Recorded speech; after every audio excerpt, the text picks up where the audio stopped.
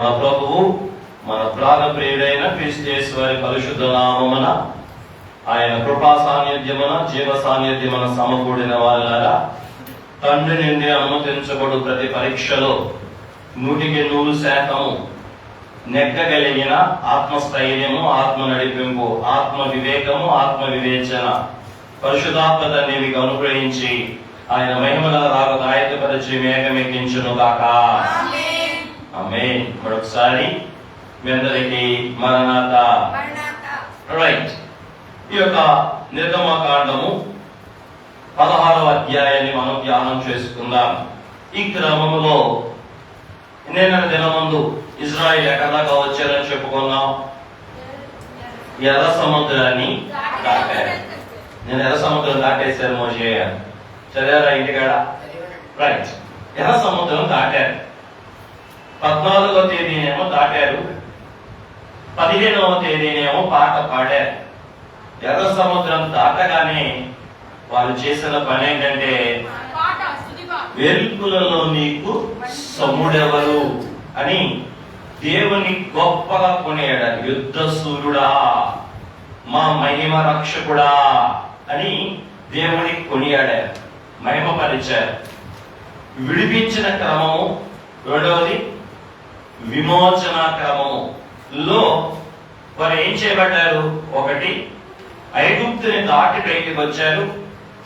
2, ఎర్ర సముద్రాన్ని కూడా దాటి బయటికి వచ్చారు. ఎర్ర సముద్రంలో శత్రువు ఏమయ్యారు? రైట్. ఈరోజు విమోచించబడిన వారుగా ఉన్నారు. విమోచించబడిన వారి అంతరంగాలు ఎలా ఉండాలి?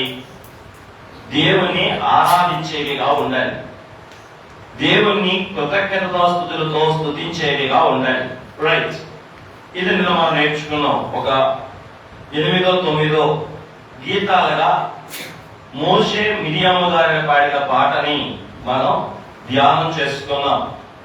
మరి దేవుడు ఏమై ఉన్నాడో దాన్ని బట్టి మనం దేవుడిని స్తుతించాలి.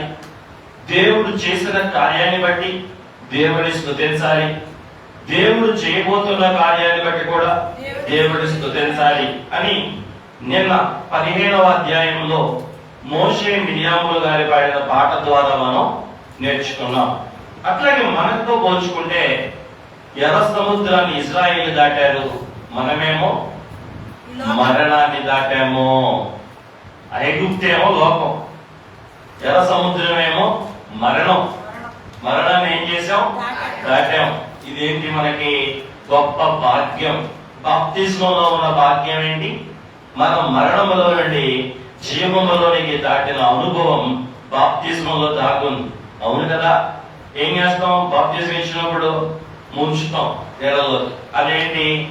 మరణానుభవము, భూస్థాపన అనుభవము, సమాధి అనుభవము. ఆ తర్వాత పైకి తెస్తాం. ఇదేంటిది? పునరుత్థాన అనుభవము, నూతన జీవన అనుభవము, నూతన స్థితి. దేవుడికి స్తోత్రం. కాబట్టి ఐగుప్తులో నుండి ఇజ్రాయేల్ బయటకు వచ్చిన తర్వాత ఎర్ర సముద్రంలో నుండి కూడా వారు ఏమయ్యారు? బయటకు వచ్చారు. అంటే మరణమును దాటారు. అట్లాగే మన జీవితంలో కూడా దేవుడు మనల్ని కూడా ఏం చేస్తున్నాడు? మరణములో నుండి జీవానికి మనల్ని దాటించాడు. రైట్. ఇప్పుడు ఇజ్రాయేల్ పాట పాడేశారు. అయిపోయిన తర్వాత ఐగుప్తులో నుండి బయటకు వచ్చి ఎర్ర సముద్రం దాటిన తర్వాత 3 రోజులు ప్రయాణం చేశారు. ఎన్ని రోజులు? ఇప్పుడు వారు ఎలా వచ్చారండి? బిడ్డలతో వచ్చారు, భార్యలతో వచ్చారు, పశువులతో వచ్చారు, వారికున్న ఆస్తిపాస్తులతో వచ్చారు. లెస్ లగేజ్ మోర్ కంఫర్ట్ అంటారు. కానీ నేను లెస్ లగేజ్ తో వచ్చారా? లేదు, మోర్ లగేజ్ తో వచ్చారు. వారి లగేజే కాకుండా ఐగుప్తు లగేజ్ ను కూడా పెద్ద బ్యాగేజ్ గా తీసుకొస్తున్నారు. కాబట్టి వీళ్ళు ఐగుప్తు దాటి ఎర్ర సముద్రాన్ని దాటి సీరు అంటే సీనాయి భూభాగంలోకి వచ్చేసారు. నాకు చెప్పారు, గుర్తుందా? ఎక్కడికి వచ్చేసారు? రైట్. ఇప్పుడు 3 రోజులు ప్రయాణం చేశారు. ఎన్ని రోజులు? 3 రోజులు ప్రయాణం చేసేసరికి వారు తెచ్చుకున్న ఆహారం అంతా అయిపోయింది. వారు తెచ్చుకున్నవన్నీ అయిపోయాయి. ఇక వారికి ఒక చోటకు వచ్చేసరికి దాహం అయింది. ఏంటి ఆ ప్లేస్ పేరు ఏంటంటే మారా. ఏంటి మీరు గమనిస్తే ఒకసారి ఆ వచనాన్ని చదివి మనం ముందుకు వెళ్దాం. మరి 22వ వచనం. మోషే ఎర్ర సముద్రము నుండి జనులను సాగచేయగా వారు శూరు అరణ్యంలోనికి వెళ్ళి దానిలో 3 దినములు నడిచిరి. వచ్చిన వారికి నీళ్లు దొరకలేదు. ఇది మొదటి అనుభవం. ఎర్ర సముద్రం దాటిన తర్వాత నిర్గమకాండము 15వ అధ్యాయము 22వ వచనం అండి. ఎర్ర సముద్రం దగ్గర నుండి వారు ప్రయాణం 3 రోజులు చేశారు. ఎక్కడ దిగారంట? షూరు అరణ్యంలో దిగారు. షూరు అంటే గోడ. ఏం చెప్పండి? షూరు అనే మాటకు అర్థం ఏంటంటే గోడ. ఆత్మీయ జీవితంలో కూడా విడిపించబడిన ప్రజలు ఈ షూరు మీదగానే వెళ్ళాలి. ఏంటంటే షూరు మీదగా వెళ్తాం అంటే గోడ కట్టుకోవాలి.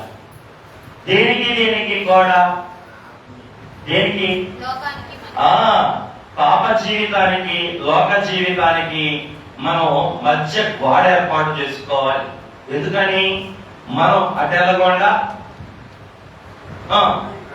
అటుది ఇటు రాకుండా ఏముండాలి అక్కడ మనకి? గోడ. నిన్న అధ్యాయంలో ఎర్ర సముద్రంలో మనకి ఏమొచ్చింది? ఏతాము వచ్చింది. ఏతాము అంటే ఏమని చెప్పాను? ఏతాము అంటే రాసుకున్నారుగా? కాదు కాదు, ఆశ్రయము అనేది సుక్కోతు. ఏతాము అంటే హద్దు, సరిహద్దు, పొలిమేర. పొలిమేర సరిహద్దు. అక్కడ నుంచి మరి దేవుని బిడ్డలు ఎర్ర సముద్రం వైపు వచ్చారు, సరిహద్దు పెట్టుకున్నారు. ఇవాళ వచ్చింది ఏంటిది? గోడ. ఇవాళ ఏం కట్టుకోవాలి మనం? ఆత్మీయ జీవితంలో గోడ కట్టుకోవాలి. అపోస్తలుని పౌలు గారు క్షమించండి, రోమీయులకు రాసిన క్షమించండి, అపోస్తల కార్యములో లూకా భక్తుడు చెప్తాడు ఏమని? మూర్ఖులైన ఈ తరము వారికి మీరు వేరే రక్షణ పొందుడి అంటాడు. అంటే మరి వేరవ్వాలంటే మనం ఏం చేసుకోవాలి? గోడ వంటి స్థితిని ఏర్పాటు చేసుకోవాలి. ఎందుకని? అటువైపుకు మనం వెళ్లకుండా అటువైపుకి ఇటువైపుకు రాకుండా మన ఆత్మీయ జీవితంలో ఏం చేయాలి? గోడ కట్టాలి. దేవుని బిడ్డలారా, ఎప్పుడైతే గోడ కట్టేశారో ఇజ్రాయెల్కి ఏమైంది? అక్కడ దాహం అయింది. ఇది ఏ దాహం? విడిపించబడిన ప్రజలకు ఎవరికైనా సరే దాహం అయింది. అది ఏ దాహం అంటే ఆత్మల కొరకైనా దాహం కలగాలి. నశించిపోతున్న ఆత్మల కొరకైనా దాహం అవ్వాలి. ఎందుకంటే వీళ్ళు 3 రోజులు ప్రయాణం చేశారో ఆ ప్రయాణంలో బొత్తుకులో ఆరిపోయే వారికి ఏమైంది? దాహమైంది. అట్లాగే విడిపించబడిన విమోచించబడిన ప్రజలు కూడా దాహం కలిగి ఉండాలి. దేని కొరకైనా దాహం అంటే దేవుని కొరకు ఆత్మలు సంపాదించాలనే దాహం. దేవుడికి స్తోత్రం. ఇది సహజం. నడిపించే క్రమములో ఖచ్చితంగా దాహం అనేది అయ్యింది. దాహం అవ్వలేదంటే ఏదర్థం? సరైన నడిపింపు లేదని, అలాగే మంచి విమోచన కలగలేదని, సరైన విడుదల జరగలేదని అర్థం. ఎట్లాగంటే బిడ్డ ఆరోగ్యవంతుడయ్యాడు అనుకోండి, పుట్టగానే ఏం చేస్తాడు? ఏడుస్తాడు. ఏమయ్యి? దాహం వేసి, గొంతుకి దాహం వేసి, కడుపుకి ఆకలేసి వ్యక్తి ఏం చేస్తాడంటే పుట్టిన బిడ్డ ఏడుస్తాడు. అట్లాగే ఇజ్రాయేల్ కూడా ఇప్పుడు ఎవరు? కొత్తగా పుట్టిన వారు. వీరు కొత్త ముద్దగా మారిన వారు. ఇప్పుడు వీరు దేవుని దృష్టిలో నూతన సృష్టి. ఇటువంటి వారికి 3 రోజులు ప్రయాణం చేసేసరికి మార్గాయాసం బట్టి ఏం కలిగింది? దాహం కలిగింది. ఈ దాహాన్ని మన ఆత్మీయ జీవితంలో దేంతో పోలుస్తున్నారో ఆత్మల కొరకైన దాహం రక్షించబడిన ప్రతి క్రైస్తవుడికి ఉండాలి. తాను ఎలా రక్షించబడ్డాడో, తాను ఎలా విడిపించబడ్డాడో, తాను ఎలా విమోచించబడ్డాడో, తాను ఎలా రక్షణానందాన్ని కలిగి ఉన్నాడో, నశించిపోతున్న ఆత్మల ఎడల అదే విధమైనటువంటి భారం, రక్షించడానికి కొరకైన భారం, మరి దప్పిక మనకు కలగాలి. మీ అందరికీ తెలుసు, సమరయ బావి దగ్గరికి వెళ్ళినప్పుడు ఆ సుఖాలను బాలరిగేలా మన ప్రభు యేసుక్రీస్తు వారికి ఏం కలిగింది? దాహం కలిగింది. ఏమిటి ఆయన దాహం? నిజంగా సుఖాలు బావులో నీరు తాగాలనే ఆయన దాహమా? మరి ఏంటి ఆయన దాహం? నశించిపోతున్న ఆ సమరయ స్త్రీని రక్షించాలనే దాహం, తన గురించి ఆవిడికి తెలియచేయాలనే దాహం, తండ్రిని గురించి ఆవిడికి పరిచయం చేయాలనే దాహం, ఆవిడని ఎలాగైనా ఆ పాపపు వృత్తి నుండి మానిపించాలనే దాహం, తన ద్వారా ఆ ఊరంతటిని దేవుడి వైపు తీసుకురావాలనే దాహం. ఎలా ప్రాణప్రియుడికి ఆ మధ్యాహ్నపు వేళ ఆ సుఖాలను యాకోబు భార్య దగ్గర దాహమైందో మనం చూస్తూ ఉన్నాం. అలాగే విడిపించబడిన విమోచించబడిన ప్రజలకు కూడా కలిగే ఈ దాహం ఎటువంటి దాహం అండి అంటే ఆత్మల కొరకైన దాహం.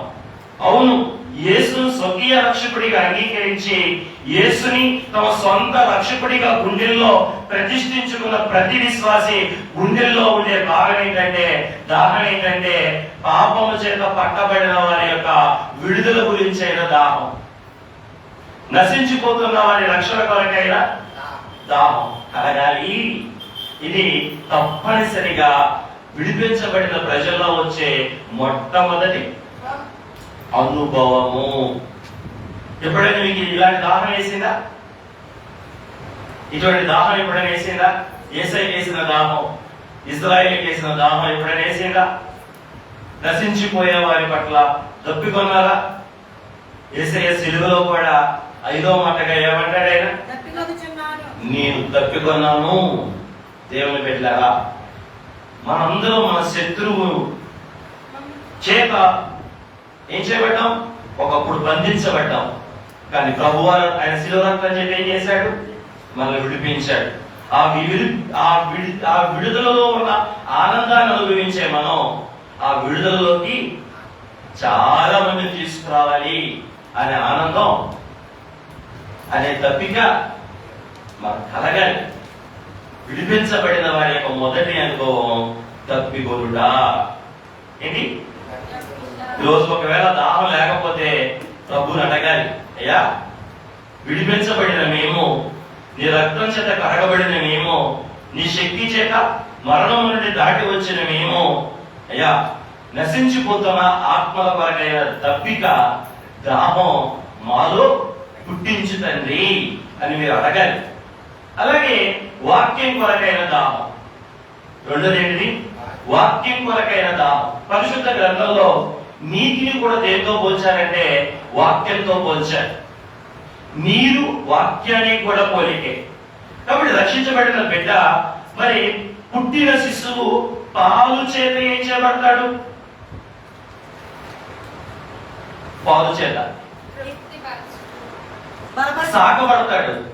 వాడికి పాలు లేకపోతే వాడు ఏడుస్తూ ఉంటాడు, పాలు లేకపోతే అరుస్తూ ఉంటాడు. వాడి ఆహారం ఏంటి? పాలే. అలాగే విడిపించబడిన ప్రజల యొక్క ఆ దప్పిక తీర్చేది ఏంటంటే దేవుని వాక్యం. దేవుని వాక్యం కొరకైన దప్పిక దేవుని బిడ్డలు కలిగి ఉండాలి. కాబట్టి కొత్తగా జన్మించిన శిశువులు వాక్యము చేత ఎలాగైతే పెంచబడతా ఉంటారో, పోషించబడతా ఉంటారో, పెంపలాడుతూ ఉంటారో, ఒగర్చుతూ ఉంటారో, మనం కూడా దేవుని మాటలు కొరకు ఒగర్చుతూ ఉండాలి. మాటల కొరకు ఆశపడుతూ ఉండాలి. మాటల కొరకు దప్పికొని ఉండాలి. మాటల కొరకు ఎదురు చూస్తూ ఉండాలి. ఇది ఎవరి అనుభవం? విడిపించబడిన ప్రజల యొక్క అనుభవం. విడిపించబడిన వారికి వాక్యం కొరకు ఏం దప్పిక ఉండదు. వారికి ఏం దప్పిక ఉండదు? లోక సంబంధమైన దప్పికే ఉండదు. లోక కోరికలు, లోకాశలు, లోకం లోకం లోకం. కానీ దేవునిలో ఆయన విమోచనాత్మకమైన ప్రేమను, ఆయన కరుణతో కూడిన దయను, ఆయన క్షమాపణను అనుభవించిన ఆత్మల మటుకు ఏం కొరకు ఉంటాయి? ఆయన వాక్యం కొరకైన దాహం, దప్పిక కలిగి ఉంటాయి. అందుకే వారు వాక్యం లేకుండా, వాక్యం చదవకుండా, వాక్యం నేర్చుకోకుండా, వాక్యం వినకుండా వారు ప్రయాణం చేయలేరు. కాబట్టి దేవుని బిడ్డలారా, లోకం ఎరగని ఈ ప్రయాణంలో, నిత్య స్వాస్థ్యాన్ని పొందబోయే ఈ ప్రయాణంలో వాక్యం అనే నీరు దప్పిక తీర్చుకోవడానికి ఈ యొక్క ప్రయాణంలో ఈ ప్రయాణికుడికి చక్కని సాధనం. కాబట్టి ఇజ్రాయేలీలకు ఎలా దప్పిక అయిందో ఈ నూతన యెరూషలేము యాత్రలో ఉన్న విమోచించబడిన క్రైస్తవుడికి కూడా తప్పకుండా వాక్యం కొరకైన దప్పిక అయ్యింది, అవ్వాలి. అవలేదంటే నీ విమోచన ప్రశ్నార్థకమే, నీ విడుదల ప్రశ్నార్థకమే. ఒకసారి ఆలోచించుకోండి. వాక్యం కొరకు వెంపర్లాడే స్థితి విడిపించబడిన వారిలో కనబడుతుంది. మూడవది నీతిని బైబిల్లో దేంతో పోల్చారంటే పరిశుద్ధాత్మతో పోల్చారు. దేంతో పోల్చారు? పరిశుద్ధాత్మ తండ్రితో పోల్చారు. రాత్రి మీకు నేను మోషే గారి పాట ఎలా పాడారని చెప్పాను, ఎవరి సహాయంతో పాడారని చెప్పాను, పరిశుద్ధాత్మ కార్యము అని చెప్పాను. స్తుతించడం అనేది పరిశుద్ధాత్మ కార్యం. రక్షించబడిన విశ్వాసులో యాదృచ్ఛికంగానే వారి నోట ఏముంటది? స్తుతి అనేది ఉంటది, పాట అనేది ఉంటది. అంటే అనుకోకుండానే వారి నోట్లో స్తుతి ఉంటది. కారణం ఆత్మ తండ్రి వారిలో స్థిర నివాసం చేయటం వల్ల. అందుకే మోషే గారు రాత్రి దైవాత్మ పూర్ణుడై ఉండడం వల్ల ఎన్ని రకాల పాటలు పాడాడు కదా. విడుదలకి విమోచన గీతం, విశ్వాస గీతం, విజయ గీతం పాడాడు. విధేయత గీతం, విలక్షణ గీతం, వినూత్న గీతం పాడాడు. విశాల గీతం, వినయన గీతం పాడాడు. ఇంత వింతగా ఇంత గొప్పగా ఓ మనిషి పాడాడా అంటే అసాధ్యం. అంత గొప్పగా అంత భవిష్యత్తులో జరగబోయేది ఇప్పుడే పాడగలిగాడంటే అది ఎవరి కార్యం అన్నాను? ఆత్మ తండ్రి కార్యం. ఎర్ర సముద్రం నీరే, అక్కడ శోధన నీటి ద్వారానే వచ్చింది. ఇక్కడ ఎలీములోకి వచ్చిన తర్వాత ఎలీమేనా ఎక్కడికి వచ్చారు వీళ్ళు? షూర్ అరణ్యంలోకి వచ్చారు కదా. షూరు అరణ్యంలోకి వచ్చిన తర్వాత ఆ షూరు అరణ్యంలో కూడా ఇక్కడ శోధన కూడా దేని బట్టి? ఇక్కడ కూడా నేనే, అక్కడ నేనే, ఇక్కడ నేనే. జ్ఞాపకం చేసుకోండి. కాబట్టి అక్కడ నీరు శోధన ఏం చేశాడు? యేసయ్య గెలిపించాడా? గెలిపించలేదా? గెలిపించాడు. ఇక్కడ కూడా ఏమొచ్చింది? నీటి శోధన ఏమొచ్చింది? ఏంటి ఇక్కడ? దప్పిక. ఏంటి ఇక్కడ? దప్పిక. రండి. ఇప్పుడు మూడోది, నీరు దేనికి సాదృశ్యం చెప్పుకున్నాం? పరిశుద్ధాత్మ తండ్రి సాదృశ్యం అన్నాం. కాబట్టి ఆత్మ కొరకైన దప్పిక కూడా, ఆత్మ కొరకైన దాహం కూడా మనకు కావాలి. ఆత్మ తండ్రిని కోరుకోవాలి. ఆత్మ తండ్రి యొక్క నింపుదల కొరకు ఆశపడాలి. క్రైస్తవ జీవితం అంటేనే ఆత్మతో ప్రయాణం, ఆత్మతో నింపబడి చేసే ప్రయాణం. కాబట్టి ఐగా రాసిన పాటలు ఏముంది? సొంత శక్తితోను సొంత జ్ఞానంతోను నిన్ను తెలుసుకోలేనయ్యా, నిన్ను చేరలేనయ్యా. మరి నాకేం కావాలి? దైవాత్మ రమ్ము, నా కనువున వ్రాలుము, నా జీవమంతయు నీతో నిండా చేరి వసింపుము అన్నాడు. అంటే విమోచించబడిన జీవితం పరిశుద్ధాత్మ కొరకు ఏం చేయాలి? అవును, ఆ ఆత్మ రక్షించబడినప్పుడు ఆ ఆత్మ సహవాసానికి పరిశుద్ధాత్మని ఏం చేస్తుంది? కోరుకుంటది. ఏ ఆత్మ? విడిపించబడిన ఆత్మ. నేను మీకు చెప్పా, విడుదలేమో శరీరానికి, విమోచనేమో ఆత్మకి అన్న. మరి విడిపించబడిన ఆత్మ ఎవరు కోరుకుంటది? పరిశుద్ధాత్మను కోరుకుంటది. ఎవరు కోరుకుంటది? పరిశుద్ధాత్మను కోరుకుంటది. ఎందుకని? రోమపత్రిక ఏమేమి చెప్పింది? ఎందరైతే ఆత్మ చేత నడిపించబడతారో వారందరూ కూడా దేవుని కుమారులుగా పడతారు అని చెప్పబడింది. అవును, ఆత్మ చేత శరీర కార్యములు చంపడం చేత మీరు బ్రతుకుతులు అని చెప్పబడింది. అంటే ఈ శరీరంలో వచ్చే ప్రతి శోధన జయించాలంటే ఆత్మ తండ్రి యొక్క నడిపింపు, ఆత్మ తండ్రి యొక్క సహాయం విడిపించబడిన విమోచించబడిన మనిషికి తప్పనిసరి. అందుకే ఆత్మ కొరకైన దప్పిక విడిపించబడిన ప్రజకి కలగాలి. నేను మూడు చెప్పే, మీరు విన్నారా? ఏంటి అవి మూడు? కలగాలి అన్నా. ఒకటి, నశించిపోతున్న ఆత్మల వాడైన దప్పిక. రెండు, దేవుని వాక్యం కొరకైన దప్పిక. మూడోది, పరిశుద్ధాత్మ తండ్రి కొరకైన దప్పిక. విడిపించబడిన ప్రజలకి ఖచ్చితంగా ఈ 3 అనుభవాలు ఉండి తీరాలి. వీటిలో ఏ అనుభవం కలగకపోయినా, మరి బిడ్డకి దప్పికేయకపోతే, దాహం వేయకపోతే, ఆకలి వేయకపోతే ఆ బిడ్డ జబ్బుపడినట్టు, ఆ బిడ్డ నలతగా ఉన్నట్టు, ఆ బిడ్డలో ఏదో జబ్బు ఉన్నట్టు, రోగం ఉన్నట్టు. అవును, బిడ్డ ఏడవాలి. బిడ్డ ఏం చేయాలి? ఏడవాలి. దేనికోసం? ఆ దప్పిక తీర్చుకోవడానికి ఆ బిడ్డ ఏడవాలి. ఏడ్చాడంటే డాక్టర్ ఏమంటది? బిడ్డ చాలా ఆరోగ్యంగా ఉన్నాడమ్మా, ఏడవనేది ఇబ్బంది లేదు, వాడికి బాగా ఆకలేస్తుంది, బాగా దప్పికొని ఉన్నాడు, కొంచెం తల్లిపాలు పట్టండి అమ్మా అంటే ఏడవకుండా కొడుకులు ఉడుకోండి. డాక్టర్ దగ్గర రాగానే ఏమంటారు మీరు? అసలు వీడు పాలే తాగట్లేదండి, పాలు పిండిపోతూ వచ్చేస్తుంది. ఏమైందో అండి అంటే ఏదో నవ్వుతుందమ్మా, ఏదో తేడా ఉందమ్మా అంటారు. అంటే పుట్టిన బిడ్డలో ఏదో గుడ్డులో రంధ్రం ఉండడం, దామేదో అవ్వడం, నిమ్ము చేరడం, సంథింగ్ ఏదో జరగడం వల్ల ఇక బిడ్డ ఏం చేయడు? ఏడవడం, పేడవడం, ఇక నవ్వడం ఏం చేయడు. ఎందుకంటే పొట్టలో ఆకలేదు. అంటే పుట్టుకలో ఇబ్బంది ఉంది. అట్లాగే దేవుని ఎద్దకు వచ్చి బాప్తిస్మం పొంది విడిపించబడి విమోచించబడిన ఆత్మకి ఈ 3 విధములైన దప్పిక కలగాలి. ఇది అనుభవం. ఎవరి అనుభవం? విడిపించబడి రక్షణ స్వాస్థ్యం వైపు ప్రయాణం చేస్తూ ఉన్న విడిపించబడిన ప్రజల యొక్క అనుభవం. అప్పుడు దేవుడు ఏం చేశాడు? చదవండి. అక్కడ వాళ్ళకి దాహం అయింది. ఆ తర్వాత వాళ్ళు కొంచెం ముందుకు వెళ్ళారు. అక్కడ ఆ ప్లేస్ పేరు ఏంటంటే మారా. ఏంటి? మారా. మారా అంటే చేదు.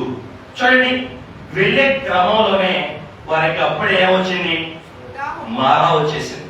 అంటే చేదైన స్థలం వచ్చేసింది. ఇప్పుడు ఈ చేదైన స్థలం విడిపించబడిన విమోచించబడిన ప్రజల్లో కూడా ఎదురవుతాయి. ఏంటి చేదు అంటే? అక్కడ నీళ్లు ఉన్నాయి, ఆ మారాలో నీళ్లు ఉన్నాయి, కానీ నీళ్ళన్నీ ఎలా ఉన్నాయంట? చేదుగా ఉన్నాయంట. విడిపించబడిన ప్రజల జీవితంలో చేదు అనుభవాలు కూడా చోటు చేసుకుంటాయి. ఎప్పుడు మీరు గమనించండి, చేదు పక్కనే తీపి అనుభవాలు కూడా ఉంటాయి. ఇది దేవుని క్రమం. అపోస్తలుడైన పౌలుని మీరు చూడండి, వారికి చేదు అనుభవం ఎక్కడ? వారి సువార్త ప్రయాణాలు. ఎక్కడ చూసినా పౌలు శీలను ఏం చేశారు? తరివారు, కొట్టారు, కట్టేశారు, చరసాల్లో వేసేశారు. కొన్ని సార్లు అయితే ఓడబద్దలైపోయాయి, దావాల మీద నుంచి ఉరికించారు, కంపల్లో దింపారు. ఇలా భయంకరమైన భయంకరమైన పరిస్థితులు ఎక్కడొచ్చాయి? దేని కొరకు వచ్చాయి? ఇవన్నీ దేని కొరకు వచ్చాయి? ఆత్మల కొరకైన దప్పిక కలిగినప్పుడు, దేవుని వాక్యం కొరకైన దప్పిక కలిగినప్పుడు, పరిశుద్ధాత్మ నింపుదల కొరకైన దప్పిక కలిగినప్పుడు, ఆ దప్పికను బట్టి ఏమొచ్చింది? శ్రమలు వచ్చాయి. దేవుని సంఘానికి శ్రమలు వస్తాయి. సువార్త చెప్పే ప్రయత్నం చేసామనుకో, రావి చెంచుకున్నాం అనుకో, ఏమంటారు? మేము అప్పుడే అంత పాపం చేయలేదులేవే అంటారు. మేము అప్పుడే అంత ఇంకా పాపం చేయలేదులే, మేము నువ్వు వెళ్ళు, పాపిస్తుందని నువ్వు వెళ్ళు, చర్చికొచ్చేంత పాపం అవ్వలేదే అంటారు. అప్పుడు మనం ఏం చేయాలి? ఆ శ్రమను ఏం చేయాలి? చెప్పే ఆ శ్రమను మనం ఏం చేయాలి? ఆ శ్రమను బట్టి ఇంకా 2 అనాలని, ఇంక 2 డైలాగ్ వదలగా మనం ఇంకేం చేయాలి మరి? అంతే. దేవుడు మనకి ఏం నేర్పించాడు? అంతే. మనకి దేవుడు కబ్జం ఇవ్వలేదు, కర్రే చేతికి ఇచ్చాడు. AK-47 మన చేతికి ఇవ్వలేదు, పరిశుద్ధ గ్రంథమే మన చేతికి ఇచ్చాడు. మనకి హింసని ఇవ్వలేదు, అహింసనే మనకి ఇచ్చాడు. మనకి సువార్తని చేతికి ఇచ్చాడు, కానీ చెప్పండి, తిరుగుబాటును మన చేతికి ఇవ్వలేదు. అందుకే అపోస్తలుడైన పౌలు శీలలు ఈ 3 కొరకైన దప్పిక కలిగి ఉండడం వల్ల వారి జీవితంలో ఏమొచ్చాయి? అన్ని శ్రమలే వచ్చాయి. మీరు యోసేపు గారిని చూడండి, ఆయన జీవితంలో కూడా దేవుని కొరకు నిలబడడం వల్ల, జయించిన స్థితిలో ఉండడం వల్ల జైలు వచ్చింది, గొయ్యి వచ్చింది. చివరికి అమ్మ నాన్న అన్నల నుంచి తిరస్కారాలు వచ్చాయి. దేన్ని బట్టి? దేవుని కొరకు నిలబడటాన్ని బట్టి శోధనలు వచ్చాయి. ఈ శోధనలన్నిటిలో నుండి మరి వారి అవి వచ్చిన వెంటనే ఏమున్నాయి? తీపి కూడా ఉంది. అందుకే దేవుడు చేరొచ్చినప్పుడు ఏం చూపించాడు అక్కడ? ఒక చెట్టు బెరడును వారికి చూపించి ఏం చెప్పాడు? ఆ చెట్టు బెరడు సిలువు మీద, సిలువ అనే చెట్టుకి మ్రానుగా, ఆ సిలువ అనే మ్రానుకి వేలాడదీయబడినటువంటి క్రీస్తు యేసు ప్రభువు వారికి ఆ బెరడు సూచనగా ఉంది. అందుకే అయ్యగారు ఏమని చెప్పారు? యేసును పేరు మీ చిక్కుల పైన రాసుకున్న జయము వేసుకున్న. అంటే ఇప్పుడు యేసు ప్రభు వారి యొక్క శిలువ శ్రమని, యేసు ప్రభుల వారి యొక్క శిలువ రక్తాన్ని, యేసు ప్రభుల వారి యొక్క శిలువ జయాన్ని, యేసు ప్రభుల వారిని ఆ శ్రమలో వేసుకుంటే పౌలు గారికి ఏమొచ్చింది? జయం వచ్చింది. ఆ రాత్రి వేళ వారు ఎవరు స్మరించారు? ఆ రాత్రి వేళ వారు ఎవరిని ప్రస్తుతించారు? ఆ రాత్రి వేళ వారు ఎవరిని కొనియాడారు? దేవుడే కొనియాడారు. అంటే వారి కష్టంలో ఎవరు వేసుకున్నారు? దేవుడే వేసుకున్నారు. దేవుడిని వేసుకోవటం వల్ల ఏమైంది? అవును, కీర్తన 50లో కూడా దేవుడే చెప్పాడు, ఆపత్కాలమందు నీవు యెహోవాకి అప్పుడు ఆయన ఏం చేస్తాడు? ఆ తర్వాత నువ్వు ఏం చేస్తావు? మహిమపరుస్తావు అని చెప్పలేదా? కాబట్టి ఈ యొక్క దప్పిక అయినప్పుడు ఆ దప్పికను బట్టి మనకి ఏమొచ్చింది? దప్పికను బట్టి జయం కాదు, దప్పికను బట్టి శోధన వచ్చింది. శోధన ఏంటి? చేదు నీళ్లు దొరికాయి. ఇక్కడ దాహం బాగా వేస్తుంది, ఆకలి ఎక్కువ వేస్తా ఉంది, కానీ అక్కడ నీళ్ళు ఎలా ఉన్నాయి? అప్పటికే ఎన్ని రోజుల ప్రయాణం?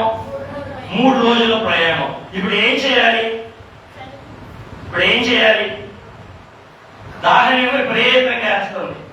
ఆ దాహం కొరకు పెరుగుతుంటేనేమో నీళ్లు దొరికాయి, కానీ నీళ్ళు ఎలా ఉన్నాయి? అట్లాగే విడిపించబడిన ప్రజలు ఈ యాత్రలో ప్రయాణం చేస్తూ ఉండగా ఆత్మ కొరకైన దప్పిక, ఆత్మల కొరకైన దప్పిక, వాక్యం కొరకైన దప్పిక కలిగిన వారికి ఖచ్చితంగా ఏమి ఎదురవుతాయంటే చేదు శోధనలు ఎదురవుతాయి. ఏమి ఎదురవుతాయి? చేదు శోధనలు ఎదురవుతాయి. శోధన ఎదురైంది కదా అని చెప్పి మనం ఏం చేయకూడదు? దేవుణ్ణి సనకూడదు, దేవుణ్ణి కొనకూడదు, దేవుణ్ణి వదిలేయకూడదు. మరి ఏం చేయాలి? శోధన ఎదురైనప్పుడు దేవుడు ఏం చేశాడు? చేదు నీళ్లు వచ్చినప్పుడు దేవుడు ఏం చూపించాడు? చెట్టు బెరడు చూపించి ఆ చెట్టు బెరడు ఆ నీళ్ళలో దైవజనం మనకు కూడా ఏం చెప్పాడు? నీకెంత చేదు శోధన వచ్చినా యేసు పేరు రాసుకో, యేసు పేరు వేసుకో. యేసునామ స్మరణ వలన ఏది పోదు ఏది రాదు అన్నారు అయ్యారు. కాబట్టి యేసునామ స్మరణ చేయటం వల్ల, దేవునికి ప్రార్థన చేయటం వల్ల ఆ శోధనలో మనకి ఏమొచ్చింది అంటే ఒక సత్యం మనకు తెలిసింది. ఇక్కడ మనం విజయం సాధించి మరణాన్ని దాటి యెరూషలేము వైపుకి, నూతన యెరూషలేముకి ప్రయాణం చేసే క్రమంలో మొట్టమొదటిగా మనకు దాహం అయింది. ఆ తర్వాత మనకి ఏమైంది? చేదు శోధనలో కూడా ఏం చేయబడతాయి? ఎదురవుతాయి. ఏమవుతాయి? ప్రభు చెప్పలేదా? ఈ లోకంలో మీకు శ్రమ, అయితే ధైర్యం తెచ్చుకోనండి, ఈ లోకాన్ని నేను జయించాను. అంటే దేవుని బిడ్డలు శోధన ఎదురైనప్పుడు ఏం చేయాలి? దేవునికి మొరపెట్టాలి. శోధన ఎదురైనప్పుడు ఏం చేయాలి? దేవుని మీద ఆధారపడాలి. శోధన అయినప్పుడు ఏం చేయాలి? యేసు రక్తము మీద రాసుకోవాలి, పూసుకోవాలి. ఆ శోధన మీద, ఆ శిక్ష మీద, ఆ తీర్పు మీద, ఆ కష్టం మీద ఎవరు వేసుకోవాలి? చెప్పరే. దేవుడు చూపించిన చెట్టు అంటే ఏంటి? ఆయన మీతో చెప్పునది. మరి ఒకసారి కాబట్టి దైవ మార్గములో వెళుతున్న మనకి ఈ చేదు శోధన వచ్చినప్పుడు పరిష్కారం ఏంటి? దేవుడు ఏం చెప్పాడో అది చేయడమే. మరి దేవుడు ఏం చెప్పాడు మనకు తెలియాలంటే మనం ఏం చేయాలి? ఆయన పాదాల దగ్గరకు వెళ్ళి సహవాసం చేయాలి, ఆయన పాదాల దగ్గర ప్రార్థన చేయాలి, ఆయన పాదాల దగ్గర కలిపెట్టుకోవాలి. మొదట్లో మీకు చెప్పాను కదా, ఎర్ర సముద్రం దగ్గరకు వచ్చిన ప్రజలు యుద్ధ సముద్రులై వచ్చారు, వచ్చారు, చుట్టూ మార్గం కూడా వెళ్తున్నారు. మేఘ స్తంభంలో అగ్ని స్తంభంలో ప్రయాణం చేశారు. కాబట్టి మేఘ స్తంభంలో అగ్ని స్తంభంలో దేవుడే వెంబడిస్తున్నాడు. కాబట్టి ఈ కష్టం వచ్చినప్పుడు ఎవరికి చెప్పాలి? ఆ దేవుడికే చెప్పాలి. అయ్యా చేదు శోధన వచ్చింది, ఇప్పుడు నాకు పరిష్కారం. పెద్దలు ఎలాగ అంటారు, తాళం కప్ప తయారు చేసేటప్పుడే దాంతో పాటు తాళపు చెయ్యి కూడా మనకి ఎన్ని శ్రమలు ఉంటాయో ఆ శ్రమలతో పాటు దేవుడు పరిష్కారాలు కూడా చెప్పండి తయారు చేసే పెట్టుంచుతాడు. ఎన్ని కష్టాలు వస్తాయో ఆ కష్టాలకు తగినటువంటి జయాలు పరిష్కారాలు కూడా పక్కనే పెట్టుంచుతాడు. తాళం తయారు చేసే కప్ప తయారు చేసేవాడు తాళం తయారు చేయకుండా ఉంటాడా? ఇప్పుడు మీరు వస్తా ఇంటికి తాళం వేసి వచ్చారు కదా, కప్ప తగిలించి వచ్చారా? మీరు పోయేటప్పుడు కప్పు ఇచ్చాడు, తాళం ఇచ్చాడా? అంటే ఏంటి? అది తయారు చేసినప్పుడు తాళం కూడా ఏం చేస్తారు? తయారు చేసే ఉంచుతాడు. అవునా? అట్లాగే ఈ ప్రయాణంలో దేవుడు నీకు ఒక శోధన ఏర్పాటు చేసినప్పుడు ఆ శోధన జయించే చెప్పరే పరిష్కారాన్ని కూడా పక్కనే ఉంచుతాడు. తాళం కప్ప తయారు చేసినప్పుడు తాళం ఎలా తయారు చేసుకోవడదు, కష్టం ఉన్నప్పుడు ఆ కష్టాన్ని తొలగించే పరిష్కారాన్ని కూడా ప్రభు ప్రక్కనే. అయితే మనం ఏం చేయాలి? ఆ సమయంలో దేవుని వైపుకు తిరిగి కనిపెట్టాలి.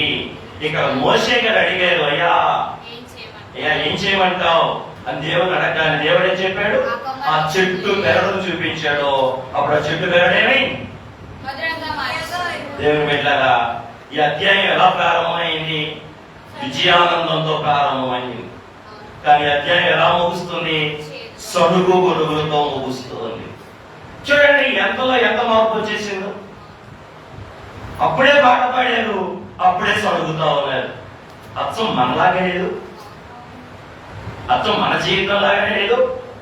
అప్పుడే పాట పాడారు. ఎటువంటి పాట? వినూత్న గీతం, విశాల గీతం, విందైన గీతం. ఓ ఎన్ని గొప్ప పదాలతో పాట పాడారు. దేవుని ఎంత గొప్పగా అద్భుతంగా దేవుని ఏం చేశారు?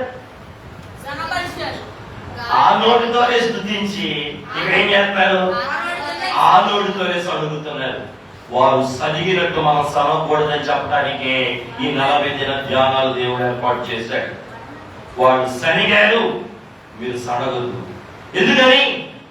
శోధనకి ఆ శ్రమకి పక్కనే ఏముంది? పరిష్కారం. వారు వెయిట్ చేయలేక ఏం చేశారు? బయటికి సడుగు తెచ్చారు. ఓ దేవుని బిడ్డలారా, ఓ బైబిల్ మిషన్ పిల్లలారా, మీ కన్నులు తెరవబడును గాక. శోధన ఎలాంటిదైనా ఎంత పెద్దదైనా దానికి ఖచ్చితంగా దేవుడు క్రీస్తులో మనకు పరిష్కారం ఉంచాడు. అంటే దానికి మీరు చేయాల్సింది ఏంటంటే విశ్వాసం. ఆవగించంత జీవము కలిగిన విశ్వాసాన్ని, మిమ్మల్ని బయటికి తీసుకొచ్చిన మరణం నుండి దాటించిన దేవుని గొర్రెపిల్లగా బయలుపడిన క్రీస్తు యేసు మీద మీరు విశ్వాసం ఉంటే చాలు, ఆ పరిష్కారం మీకు అంటబడింది, ఆ విడుదల మీకు కంటబడింది, ఆ జవాబు మీకు కంటబడింది, ఆ జయం మీ దగ్గరకు చేరింది. దేంట్లో? ఏం చేస్తే? ఆవగించంత జీవం కలిగిన విశ్వాసాన్ని ఆ కొద్ది శోధనలో కనుక మీరు ఆయన ఎడల కలవరచగలిగితే, నోట్లో నుంచి వచ్చే సడుగునే అడగదొక్కి దేవుని మీద విశ్వాసాన్ని మీరు విడుదల చేయగలిగితే, దాల్చిన ఆ జయం దేవుడు మీకు కదులు ముందుకు తీసుకొని వస్తాడు. ఈ సత్యం ఈ మారా దగ్గర దేవుడు మనం చూపిస్తూ ఉన్నాడు. విడిపించబడిన క్రమంలో ఖచ్చితంగా ముందు దప్పికయ్యింది, ఆ తర్వాత చెప్పరే దప్పికయ్యింది, ఆ తర్వాత శోధన వచ్చింది, శ్రమ వచ్చింది. ఏ శ్రమ వచ్చింది? మళ్ళీ నీటి కొరకైన శ్రమ వచ్చింది. మళ్ళా నీటి వల్లే శ్రమ. దప్పిక నీటి కొరకే, మళ్ళీ దొరికే నీళ్లు కూడా ఏం నీళ్లు? చేదు నీళ్ళే దొరికాయి. అవి తాగడానికి అయితే చెప్పు వారికి దేవుడు చెప్పిన మాటలు బట్టి చేయగా వారికి ఏమైంది? మంచి నీళ్లుగా మారాయి. దేవుడికి మహిమ కలుగును గాక, ప్రభుకి మహిమ కలుగును ఆయన నీతో చెప్పుకున్నది చేయుడి అన్న మాట ఈ వచనాల్లో మనకు కనబడతలా. కాబట్టి ఈ బారు ప్రయాణంలో ఏ బారు ఐగుప్తు నుండి నూతన యెరూషలేముకు వెళ్ళే ప్రయాణంలో బారు వచ్చే శోధనలో పరిష్కారం ఏంటి? ఆయన మనతో చెప్పింది చేయటమే పరిష్కారం. కానీ ఏం చేయకూడదు? మన మనసు చెప్పింది చేయకూడదు. మన మనసు చెప్పింది. మిమ్మల్ని ఇక్కడ ఒక ప్రశ్న వేయాలి. ఇక్కడ అపవాది ఉన్నాడా? అపవాది ఉన్నాడా? ఎక్కడున్నాడు అపవాది? నిన్న పాఠంలో ఎర్ర సముద్రంలో మునిగిపోయాడని చెప్పాగా. మరొక లేడు కదా, అపవాది లేడు. అయితే బాగా గుర్తు పెట్టుకోండి, నువ్వు దాసత్వంలో నుండి బయటకు వచ్చేస్తే సాతాను ఏమి చూస్తావు? ఊరుకోడు. దేవుడు అంటాడు, ఏయ్ ఓ విశ్వాసి, నువ్వు నా దాసత్వంలో నుంచి బయటకు వచ్చేస్తే నేను ఊరుకునే ఉంటాను అనుకున్నావా? నా సైన్యాన్ని పంపిస్తా. నా సైన్యాన్ని కూడా నువ్వు దాటేస్తే నా నైజాన్ని పంపిస్తా. ఏంటిది? వాడి నైజం, పాప నైజం. ఏంటి నైజం? ఏంటి పాప నైజం? అలిసిపోవటాన్ని బట్టి మీరు ఏం చేశారు? ఇక్కడ సనిగారు. ఇక్కడ అపవాది లేడు, అపవాది సైన్యం కూడా లేదు. కానీ ఇక్కడ ఏముంది? అపవాది నైజం ఉంది. ఏంట నైజం? పాప నైజం. ఏంట పాప నైజం? సనగటం. అయ్యగారు అన్నారు, సనుగుడు మనుగంత బరువు అన్నారు. అది ఏం చేయదు? కొండంత బరువై రేపు మేఘం ఎక్కనివ్వదు అన్నారు. అందుకే దేవుని బిడ్డలైన మనం సాధ్యమైనంత వరకు పెదవుల మీద సనుగుని రానియకూడదు. సనుగు కొనుగోలు వల్లే ఇశ్రాయేలీయులు వాగ్దాన భూమిని కోల్పోయారు అని కొరింథీ పత్రిక 10వ అధ్యాయంలో అపోస్తలుడైన పౌలు గారు చెప్పారు. కానీ ఇశ్రాయేలు మొత్తగానే ఎర్ర సముద్రం దాటినప్పుడు అట్లా పాట పడారు. మళ్ళీ అదే నాలుగుతో దేవుడు ఏం చేశారు? ఏంటండి ఆ సనుగుకి కారణం? అపవాది కాదు, అపవాది సైన్యం కాదు, మరేంటి? వాడి నైజం. బాగా గుర్తు పెట్టుకోండి. శక్తి చేత వాడు చేయలేనప్పుడు యుక్తి చేత వాడు పడగొడతాడు. ఏంటి? ఇప్పుడు వాడి శక్తి చేత పడగొట్టలేకపోయాడు.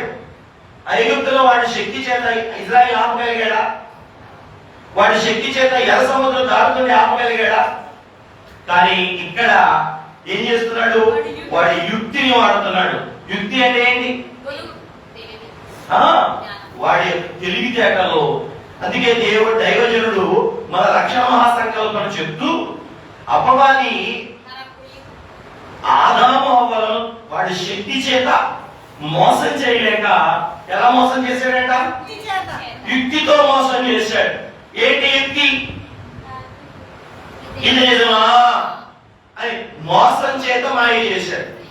ఏందేదో కొన్ని శక్తితో గెలవేయని యుక్తితో గెలవచ్చు. మీకు తెలుసా? అయ్యగారు రక్షణ మహాసంకల్పం చెప్తూ ఒక కథ చెప్పారు. ఒక పులి బ్రాహ్మణుడు కదా, గుర్తున్న మీకేమన్నా? ఒక బ్రాహ్మణుడు దారిలో ప్రయాణమై వెళ్తా ఉన్నాడు. వెళ్ళే క్రమంలో అడవిలో ఒక పులి బోన్లో పెట్టాము. బ్రాహ్మణ మహాశయ, నువ్వంటే నాకు చాలా ఇష్టం. ఇదిగో నన్ను ఎవరో బోన్లో పెట్టారు, నాకు ఇక్కడ వంట ఏమీ బాగలేదు, కొద్దిగా నన్ను విడిచిపెట్టు, నాకు ఇక్కడ ఉండలేకపోతున్నాను అని. బ్రాహ్మణ మహాశయ అన్నాడు, భలే దానికి నిన్ను వదిలిపెడుతున్నాను తినేస్తావు, నేను అసలు పెంచదాన్నా, నేను ఎందుకు వదిలిపెడతాను, నేను వదిలిపెట్టినాను. అప్పుడు పులందంట, నీ మీదొట్టు, నా మీదొట్టు, నా పిల్లల మీదొట్టు, నిన్ను నేను తిన్నాం. ఇదిగో ఇది నిజం బ్రాహ్మణ మహాశయ, ఇక్కడ ఉండలేకపోతున్నాను, నీకు నేను తోడుగా అవుతాగా, నీకు ఏ హాని రాకుండా అరణ్యం బారు నీకు తోడుగా అవుతాను, కొంచెం విడిచిపెట్టమా మహాశయ అని అడిగినాను. పాప ఈ బ్రాహ్మణ జ్ఞానం ఎక్కువ కదా, పాప ఒడ్ల మీద ఒడ్లేసేసరికి ప్రమాణం మీద ప్రమాణం చెప్పేసరికి మోషే గారు ఏం చేశాడు తెలుసు? ఆ బోర్డు గెడ తీసేసి చక్కగా పులి మహాశయని, పులి దాని స్వభావం పోగొట్టుకుంటుందా, దాని నైజం పోగొట్టుకుంటుందా? బయటికి రాగానే అన్నాడు. అదేంటి ఇప్పుడు అదేంటి నాకు నా మీద ఒట్టు నీ మీద అంటే ఒట్లన్నీ తీసి గట్టి మీద పెట్టేస్తున్నాను. ఇప్పుడు నాకు వారమైంది అన్నం తిని నాకు బాగా ఆకలేస్తుంది. ఇప్పుడు నేను తినేయాల్సిన చెప్పి పంచాయతీ అవుతుందండి. అక్కడ పంచాయతీ అవుతుంది, ఈ పేపర్ని తప్పించుకుంటా, పంచాయతీ అవుతుంది, పేపర్ని తప్పించుకుంటా. ఇదేంటి అన్యాయం అని ఇంతలో అటు నుంచి మార్గం గుండా నక్కగారు వెళ్తున్నారు. అటు ఇది న్యాయం కాదు. అటు మన నక్కబాబు వెళ్తున్నాడు. నక్కబాబుని సలహా అడుగుతాం. ఆయన కరెక్ట్గా చెప్తాడు ఏంటి నైట్. ఆ బావ మనం తిను అంటే తిందగాని, ఆ బావ వదిలే అంటే వదిలేదు. ఆ బావ ఏం చెప్తే అది చేద్దాం. సరే అన్నాడు. సరే అయితే ఆ బావుడు పిలువ అన్నాడు. ఇప్పుడు ఏం చేయాలో తెలియక నక్క వెళ్తా అంటే చూసి ఇది కనపడకుండా వెళ్ళిపోదాం అనుకుంది. ఎంతలో పులి పిలిచింది. ఏంటి ఇదిగో మా ఇంట్లో ఒక సమస్య వచ్చింది. ఏం చెప్పు. ఏం లేదు, నాకు ఆకలేస్తుంది, తిని వారం అవుతుంది. ఇప్పుడు నేను దీన్ని తినేయాలి.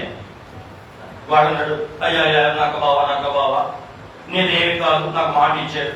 నా వాళ్ళమ్మ మీద వస్తున్నాడు, వాళ్ళ గడ్డల మీద వస్తున్నాడు, ఆడి మీద వస్తున్నాడు, నా మీద వస్తున్నాడు. ఒట్లన్నీ వేసాడని చెప్పి నేను పేరు తీసుకొస్తే ఒట్లన్నీ తీసి గట్టు మీద పెట్టేసి ఇప్పుడు నాకు తినేస్తాను అంటున్నాడు. ఇప్పుడు నువ్వే న్యాయం చెప్పు అన్నాడు. ఇప్పుడు ఈ కథ తిరిగి ఎవరి మీద వచ్చిందంటే నక్క మీదకి వచ్చింది.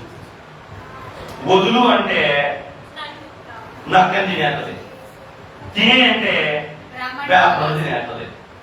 ఇప్పుడు నక్క అటు ఇటు కాకుండా చిక్కుకుపోయి ఇప్పుడు శక్తితో ఇద్దరు కలిపి కుదురు పడదామంటే కొట్టలేదు, ఇద్దరు తినేస్తుంది. నన్ను వద్దు అంటే ఏముంది తినేస్తుంది, తిను అంటే మనిషి తినేస్తుంది. మరి ఇద్దరు కలిసి పడదామా అంటే ఇద్దరు తినేస్తుంది. శక్తితో చేయలేక ఇప్పుడు నక్క బాబు ఒక బ్రహ్మణం ఐడియా వచ్చి ఆగండి మీరు ఏం చెప్పారు నాకు అర్థం కాదు. మీరేం చెప్తున్నారో నాకు అర్థం కాదు. ఒకసారి అసలు ఏం జరిగిందో నాకు ఫస్ట్ గా నుంచి చేసి చూపించండి. సరే ఇది బాగుంది. సరే ఇప్పుడు మీరు ఒకసారి ఇందాక ఏం జరిగిందో ఒకసారి చూపించండి. నువ్వు ఎక్కడ ఉన్నావు, నేను ఎక్కడ ఉన్నానంటే అని చెప్పి ఆ పులి ఆ గేట్ తీసుకుని ఆ లోపలికి వెళ్ళింది. అప్పుడు నువ్వే ఎక్కడ ఉన్నావు, నేను ఎక్కడ ఉన్నా. అప్పుడు ఏం చేసావు, ఇదిగో ఈ గాడి వేసా అని చెప్పి లోపలికి వెళ్ళగానే ఆ గాడి వేసింది. ఇప్పుడు పులి ఎక్కడికి వెళ్ళింది, పులి అంటే ఇదిగో తర్వాత చెప్పు. కాదా లేదు, బొక్క లేదు, ఆగడం బాబు అని చెప్పి ఒత్తిక్క పేపర్ లేకరానైనా నీ దారి నువ్వు నా దారి నేను పోతాని ఎవరి దారి అనుకోలేదు. శక్తి గెలవలేండి నక్క ఎట్లా గెలిచింది, యుక్తితో గెలిచేసింది. అట్లాగే ఏదైనా తోటలో అపవాది కూడా ఆదాము దేవుడి మహిమతో ఉన్నప్పుడు ఆదాముని దగ్గరికి వెళ్ళడానికి శక్తి చాలక యుగాలు బయట వేయించేశాడంట. అదును చూసుకుని సమయం చూసుకుని అడుగు ఏదేందో పెట్టాడో ఇవాళ లోకం అంతా వాడు చేసుకున్నాడు. ఆ రోజు శక్తితో గెలవలేక యుక్తితో గెలిచాడు. అట్లాగే అపవాది ఈ రోజు కూడా ఈ నిర్గమాకాండంలో కూడా ఎర్ర సముద్ర ప్రయాణంలో కూడా విడిపించిన ప్రజల దగ్గర కూడా శక్తిని ఉపయోగించగలిగాడా? శక్తి ఫరో తన శక్తితో ఇజ్రాయెల్ ఆపగలిగాడా? ఫరో తన శక్తితో ఎర్ర సముద్రం దాటుతుంటే ఆపగలిగాడా? కానీ వాడు యుక్తితో ఏం చేయగలుగుతున్నాడు, దేవుడిని కష్టపెట్టేటట్టు సణుగింపేటట్టు చేస్తున్నాడు. కనుక ఆ యుక్తిని ఈ రోజు సంఘం కనిపెట్టాలి. కష్టం వచ్చినప్పుడు నువ్వు దేవుని దగ్గర కన్నీటితో ఆధారపడాలి, కానీ కష్టాన్ని బట్టి నువ్వేం చేయకూడదు, దేవుడిని సనకూడదు.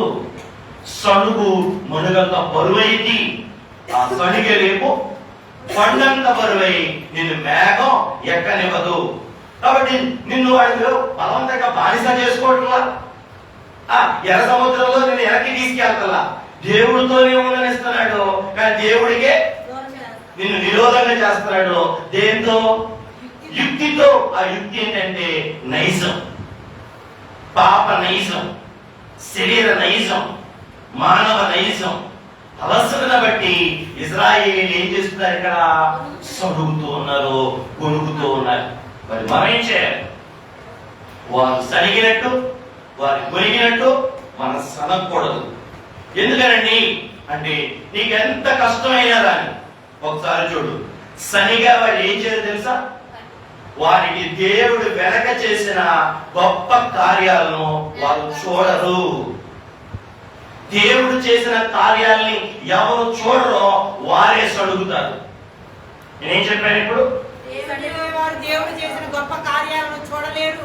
అంటే ఎవరు దేవుడు చేసిన కార్యాలను వెనక్కి దేవుడు చూడలేరో వారే ఏం చేస్తారు?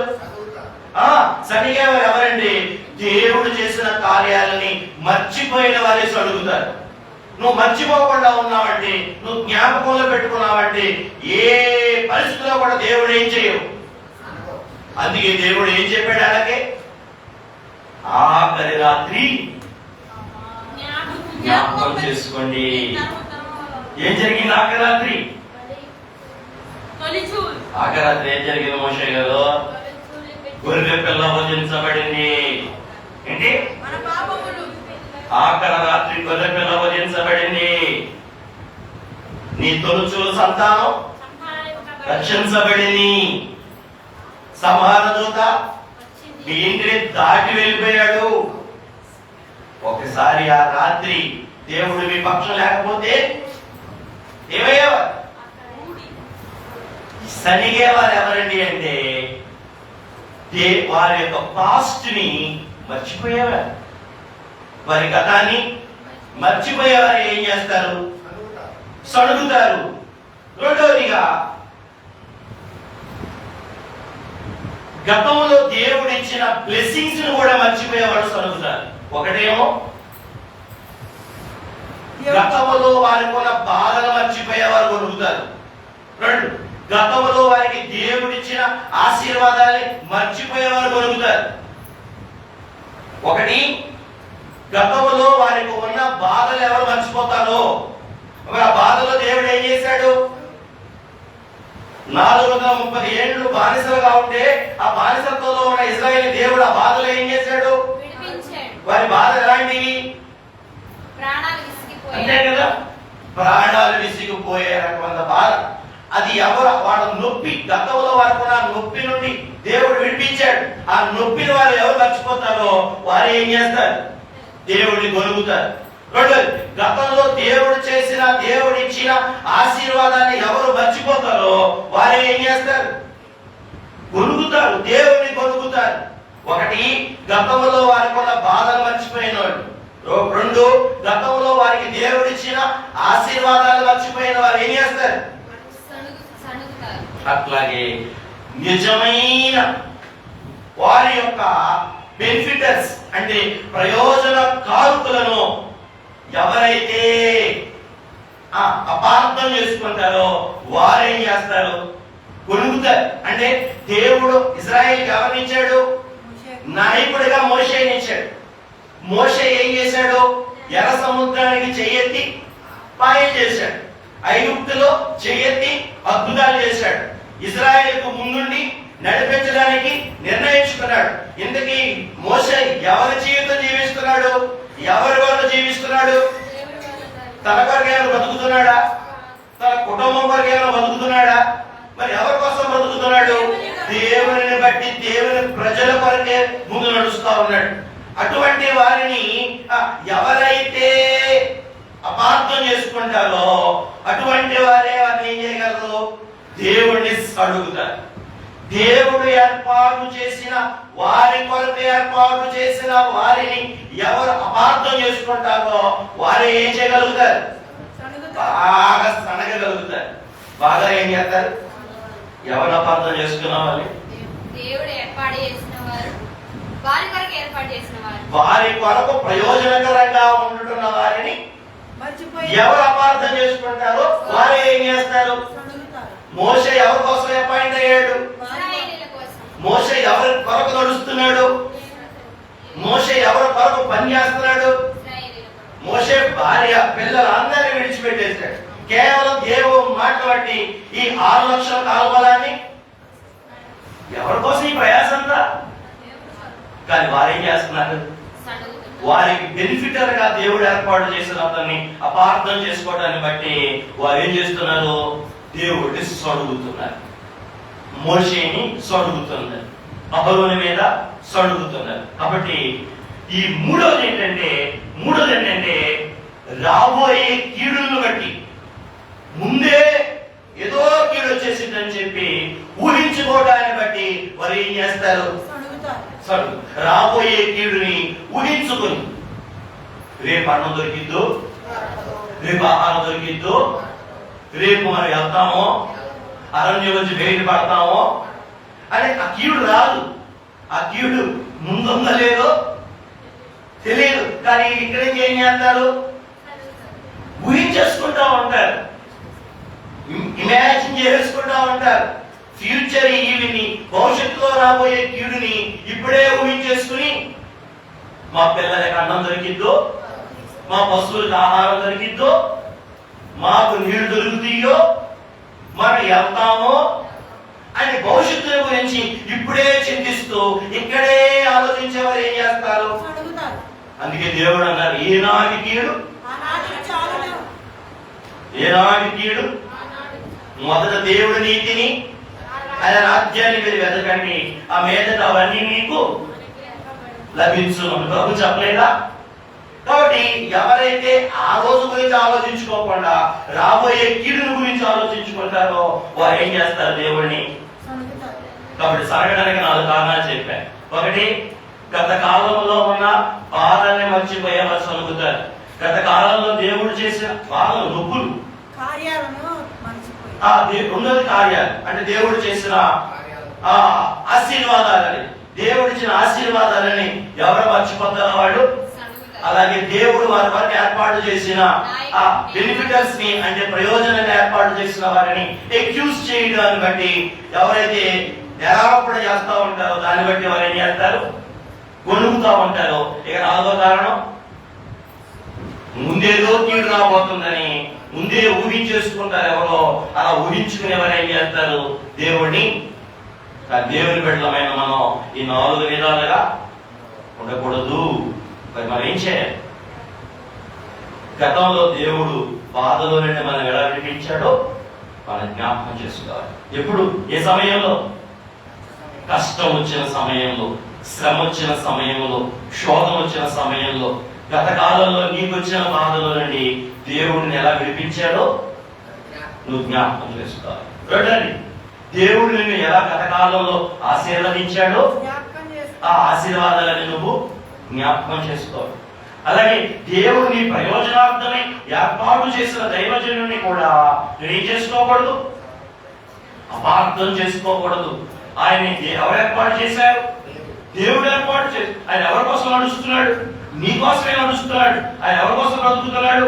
దేవుడిని బట్టి నీ వరకే బ్రతుకుతూ ఉన్నాడు. అటువంటి దైవజనుని కూడా నువ్వేం చేసుకోకూడదు? అపార్థం చేసుకోకూడదు. అలాగే మూడోది, ముందేదో కీడు చేసింది, ముందుండే ముసళ్ళ పండగ అంటూ లేనిపోని కీళ్లను ఇప్పుడే ఆలోచించేసుకుని చెప్పండి. రాని కీడుని నెత్తి మీద పెట్టుకుని మనం చెప్పే అది వచ్చిందో రాదు ఆ రోజు దేవుడు చూసుకుంటాడు. ఈ రోజు మనం బతకాలి. ముందున్న కీడుని గురించి ఇప్పుడే ఆలోచించుకుని అప్పుడెప్పుడో చచ్చేదానికి ఇవాళ చేస్తానని చెప్పి ఆ రోజు దాకా చస్తా బతకూడదు మనం. కాబట్టి ముందు ఏదో కీడు వచ్చేస్తుందని చెప్పి కీడు కీడు కీడు అసమానం కీడుని తలంచుకుంటా ఉండేవారు రోడ్లో ఏం పడుతుంది? గొడుగు పడుతుంది. అందుకే మనం ముందేదో వచ్చేసింది ముందే రాదు. మీరు ఇక్కడ దేవుడి కొరకు దప్పి కలిగి ఉంటే, వాక్యం కొరకు దప్పి కలిగి ఉంటే, ఆత్మ కొరకు దప్పి కలిగి ఉంటే ఒకవేళ వచ్చినా అయ్యేమన్నాడు? నేను ఉన్నాడా? పాతకాలంలో లేనా? ఐగుప్తులో లేనా? అరణ్యంలో లేనా? ఎర్ర సముద్రంగా లేనా? ఇప్పుడు ఉండనా? నేను ఉన్నాడా? అందుకే యోగుతో దేవుడు ఏమన్నాడు? కష్టం వస్తే మటుకు నీకెందుకు? అది వచ్చిన సంగతి నాకు తెలియదా ఏంటి? నిన్ను ఆ మాత్రం నమ్మలేవా ఏంటి? నాకు ఆ మాత్రం తెలియదని, నాకు కష్టం వచ్చిందని యోగు గారు మాట్లాడి ఎవరితో? దేవుడితో. యోగు గారితో దేవుడు అన్న మాట్లాడి ఏంటి? నాకు ఆ మాత్రం తెలియదా? నీకు మారాలని కష్టం వస్తుంది దేవుడు తెలియదా? ఎక్కడుండగా తెలుసు? నువ్వు ఐగుప్తులో ఉండగానే ముందు మారా ఉందని ఆయన తెలుసు. కష్టం వచ్చింది నీకెందుకు? ఎర్ర సముద్రం దగ్గర కష్టం వచ్చింది, నువ్వేమైనా పాయం చేసావా? నువ్వేమైనా పగలు తీసావా? ఎర్ర సముద్రం నువ్వు పగలు తీయలా, ఎర్ర సముద్రం నువ్వు పాయం చేయలా. మరి ఎవరు పగలు తీశారు ఎర్ర సముద్రాన్ని? బలమైన తూర్పు గాలి వచ్చి ఎర్ర సముద్రాన్ని పాయం చేసింది, పగలు తీసింది, భూమి ఎండ తీసింది. నువ్వేమైనా చేసావా? మరి వస్తే వాటికి నీకెందుకో? వచ్చింది ఏదో వచ్చింది, దాన్ని పదేదని చేసుకెళ్తుంది, నీకెందుకో? నా మాత్రం నువ్వు నమ్మలేవా? నేను నీకు హాని చెయ్యవాడినా? ఏమన్నాడు? నీకు నేను హాని చేసేవాడినే అయితే ఎర్ర సముద్రంలోనే ముంచేసేవాడిగా, నీకు హాని చేసేవాడినే అయితే ఐగుప్తులోనే వదిలేసేవాడిగా. నీకు నేను హాని చేసేవాడినా? నా మాత్రం నువ్వు నమ్మలేవా? ఏమన్నాడు? నువ్వు నన్ను ఆ మాత్రం నమ్మితే నువ్వు నన్ను చదువుతావా? ఏం కృష్ణయ్య, ఏం దీవెన, ఏం చేయవా? బాబా బాబా బాబా, ఏం ప్రియాంక, ఏ లక్ష్మి అండి చెప్పరే. ఇప్పుడు భార్యలు భర్తల మీద అనకూడదు. ఆ మాత్రం తెలియదా పెళ్లి రోజు మీకు?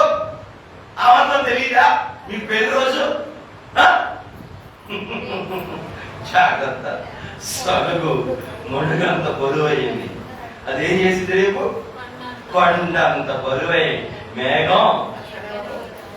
దేవుడు అడిగిన ప్రశ్నలకి జవాబులు ఉన్నాయా? సరిగా వారి దగ్గర జవాబులు ఉన్నాయా? సరిగా వారి దగ్గర జవాబులు ఉన్నాయా? ఉన్నాయా? సరిగా వారి దగ్గర జవాబులు. నా మాత్రం నమ్మలేదా?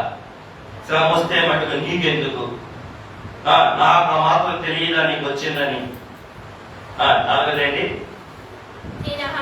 నేను హాని చేయవాడినా? నేను హాని చెప్పండి, మీరు దేవుడు హాని చేసేవాడా? కాబట్టి శ్రమ వచ్చినప్పుడు మనం ఏం చేయకూడదు, ఏం చేయాలి? నాలుగు చెప్పాలి. ఏం చేయాలి, ఏం చేయకూడదు. గతంలో మనకున్న బాధలు మనం మర్చిపోకూడదు. ఆ బాధలో నుండి దేవుడు బయటికి తీసుకొచ్చి మనకిచ్చిన ఆశీర్వాదాన్ని మర్చిపోకూడదు. మనకు దేవుడు ఏర్పాటు చేసిన వారు మన బెనిఫిటర్సే, కానీ వారి మీద ఎప్పుడు మనం ఏం చేయకూడదు, నేరాలోపణ చేయకూడదు. నాలుగోది, రాబోయే ఎప్పుడో ఏదో వచ్చిందని చెప్పి దానికోసం ఇప్పుడే ఇక్కడే ఉసూరు అంటూ దేవుడిని సనకూడదు. ఎవరు సనుగుతారు? ఎవరు సనుగుతారు? దేవుడు చేసిన మేళ్లు మర్చిపోయిన వాళ్ళు, దేవుడు మన గతకాలంలో మనం పడ్డ బాధలు మర్చిపోయిన వాళ్ళు, మనకు ఏర్పాటు చేసినటువంటి బెనిఫిటర్స్ గా ఉన్న దైవ కాపనలు అపార్థం చేసుకున్న వాళ్ళు ముందేదో తీయని చెప్పి ఊహించేసుకుంటారు. చిన్న గడ్డ కాబడితే చాలు క్యాన్సర్ గా అనుకుంటారు. 2 రోజులు 2-3 సార్లు ఇల్లు ఎక్కువ వెళ్ళిందంటే ఇక చచ్చిపోయే చోపు ఏదో షోకో చేసిన అనుకుంటారు. గుండెల్లో కొన్ని జరగాలు వచ్చేది ఏమనుకున్నాం మనం గ్యాస్ వస్తే పర్లా, గుండెలు నొప్పి వచ్చింది అనుకుంటాం. నిజమే, చిన్న చూస్తే ఏమనుకుంటాం, చివరికి అక్కడ ఏమీ ఉండదు. అందుకే అయ్యా దేవుడు ఏం చెప్పాడు? కంగారు పడద్దు. ఏం చేయొద్దు? నిబ్బరంగా నువ్వు ఏం చేయాలి? దేవుడి సన్నిధికి వెళ్ళి ఒక్క నీరు కాచి ఆయన పాదాల మీద పడి అయ్యా అని ఆయనకు మొరపెడితే ఆయన ఏం చేస్తాడట? చక్కని బెరడు యేసు రక్తాన్ని నీకు చూపించి ఆ రక్తాన్ని ఆ సమస్యపై వేసి నీకు గొప్ప పరిష్కారాన్ని. ఏమండి, అంత మాత్రమే కాదు, సమయం అయిపోయింది. మారా దాటగానే వచ్చిన అనుభవం ఏంటిది? ఏమో అనే అర్థం సమృద్ధి. ఏంటి? సమృద్ధి. ఏమో అంటే సమృద్ధి. అక్కడ ఏమున్నాయి? 12 నీటి బొక్కలు, 70 చెట్లు, గోత్రానికి ఒక నీటి బొక్క చొప్పున 12 ఎకరాలు చెప్పండి. ఎన్ని చెట్లు?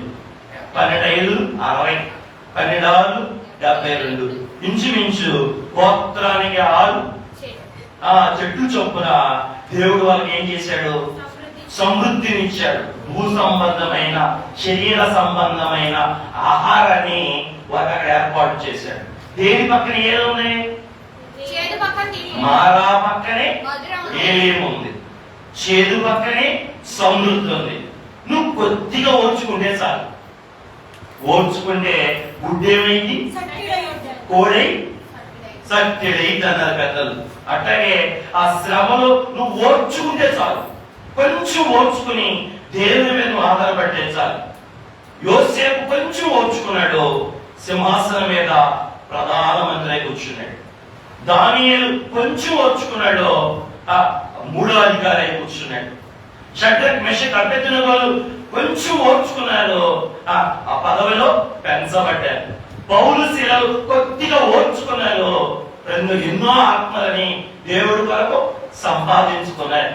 అలాగే మనం కూడా మన ఆత్మీయ జీవితంలో ఈ విడుదల విమోచన క్రమంలో నూతన యెరూషలేము ప్రయాణంలో ఎదురయ్యే కొద్దిపాటి చేదు అనుభవాలకి ఓర్పు కలిగి ఉండాలి. ఏదో ఎంత సంబంధించినట్లు మనం భావించక చెప్పే దీనికి పరిష్కారం దేవుడు చూపిస్తాడు అని విశ్వసిస్తూ అలా అడుగులు వేస్తూ ఉంటే కొంచెం ముందుకు రాగానే ఏమొచ్చేది, ఏమో అయ్యా వెనక్కి వెళ్ళిపోవచ్చా, అబ్బాయి వెళ్ళిపోయా, వెనక్కి వెళ్ళిపోవచ్చా, వెళ్ళిపోవచ్చు. ఏం చేయాలి, ఓర్చుకుని చూడు. జస్ట్ రైట్ చేస్తే ఏముంటది, కొంచెం ముందుకు రాగానే ఏముంది, ఎలిం. ముందుకు రాగానే ఏముందంటే ఎలిం అంటే సమృద్ధి ఉంది. పరీక్షించినప్పుడు ఆ పరీక్షలో మనం ఏం చేయాలి, అసవాలి, కానీ ఏమవ్వకూడదు. రైట్, దేవుడు వారిని పరీక్షించాడు. ఆ పరీక్షలో నాకు ప్రార్థన చేస్తారా, చెప్పండి, చేయాలి. రెండు, నన్ను నమ్ముతారా, నమ్మరా, నా ఆజ్ఞకు విధేయులు అవుతారా. 3 మాటలు చూడండి. ఒకటి, కష్టములో నన్ను నమ్ముతారా, నమ్మరా. రెండు, నాకు ప్రార్థన చేస్తారా, చేయరా. 3, నా ఆజ్ఞలు వింటారా, వినరా. అందుకే అక్కడ దేవుడు ఒక ఆజ్ఞ ఇచ్చాడు. ఏంటి ఆజ్ఞ? నా మాటలు మీరు శ్రద్ధగా విని వాటిని గైకొనరా, ఐగుప్తులో ఉన్న ఏ తెగులు మీకు రానియేను, మిమ్మల్ని స్వస్థపరచు యెహోవాని. ఈ 3 విధములైన పరీక్షను దేవుడే అక్కడ ఏర్పాటు చేశాడు. మరి ఈ 3 పరీక్షల్లో మనం ఏం చేయాలి, నెగ్గాలి. ఒకటి, కష్టాలలో నన్ను నమ్ముతారా, నమ్మరా. కష్టాలలో నాకు ప్రార్థన చేస్తారా, చేయరా. అంటే నా మీద ఆధారపడతారా, ఆధారపడరా. 3, నా మాటలు వింటారా, వినరా. ఇజ్రాయేల్ ఏమయ్యారు? అరే వాస్తవానికి ఇవాళ చెప్పాలి నేను 16వ అధ్యాయంలో వాళ్ళు ఫెయిల్ అయ్యారు. 16వ అధ్యాయంలో వారు ఏమయ్యారు? ఫెయిల్ అయ్యారు. వారు ఫెయిల్ అయినట్టు చెప్పండి. మొదటిదేమో కష్టాలలో నన్ను నమ్ముతారా, రెండు, కష్టాల్లో నాకు ప్రార్థన చేసి నా మీద ఆధారపడతారా. 3వది, నా మాటలో వారు చెవినిస్తారా, ఏమరా అంటే నా మాటలు వింటారా, వాటిని పాటిస్తారా, గైకొంటారా అని మార్గం పొడుగునా దేవుడు ఏం చేస్తాడు, మనల్ని పరీక్షిస్తాడు. ఈ పరీక్షలో ఇజ్రాయేల్ ఏమయ్యారు? మొదటి పరీక్షలో ఫెయిల్ అయ్యారు, మారా దగ్గర ఫెయిల్ అయ్యారు. మరి మనం ఫెయిల్ అవ్వకూడదు. వారు ఫెయిల్ అవ్వడానికి కారణం కూడా చెప్పారు, సడిగారు. అలా సరగడానికి కూడా కారణాలు చెప్పారు.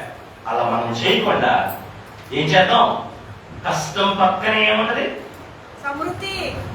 కష్టం పక్కనే సుఖం కూడా దేవుడు పెడతాడు. రాత్రి పక్కనే ఏముంది, పగలుంది.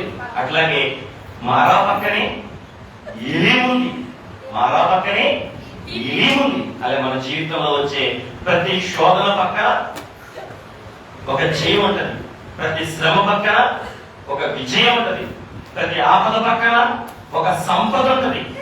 వాటిని చూడగలిగిన విశ్వాస నేత్రం ఆత్మ తండ్రి మనందరికి దయచేసి మేఘమెక్కించును కాక.